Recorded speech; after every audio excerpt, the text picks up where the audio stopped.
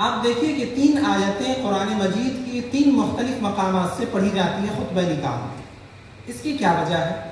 جبکہ قرآن مجید میں کل 6666 آیتیں ہیں، تو آخر اللہ تعالیٰ نے انہی 3 آیتوں کا انتخاب کیوں کیا خطبہ نکاح کے لیے؟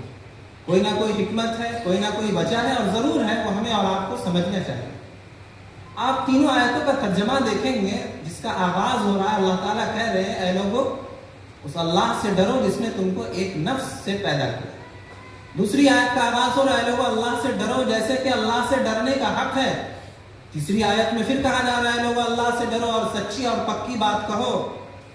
آپ نے دیکھا کہ تینوں آیتوں کا جو مضمون کا جو آغاز ہو رہا ہے، سٹارٹنگ ہے، وہ کس لفظ سے ہو رہا ہے؟ ڈر، خوف، تقویٰ، یہ کہا جا رہا ہے۔ کیوں؟ ہماری عقلی تو یہ کہتی ہے کہ بھائی نکاح کا موقع ہے، خوشی کا موقع ہے، یہاں تو کوئی ایسی آیت ہونی چاہیے تھی جس کا تعلق نکاح سے ہوتا، جس میں کہا جاتا ہے کہ نکاح کے بعد زندگی کیسے گزارنی، شوہر کا بیوی پر کیا حق ہے، بیوی کا شوہر پر کیا حق ہے، یعنی نکاح کے تعلق سے کوئی آیت ہونی چاہیے تھی۔ ہماری اور آپ کی عقل تو یہ کہتی ہے، لیکن ظاہر ہے اللہ تعالیٰ نے جب ان آیت کا انتخاب کیا، اس کی سب سے اہم اور بڑی وجہ یہ ہے کہ انسان کے نکاح کے بعد ایک نئی زندگی کا آغاز ہوتا ہے۔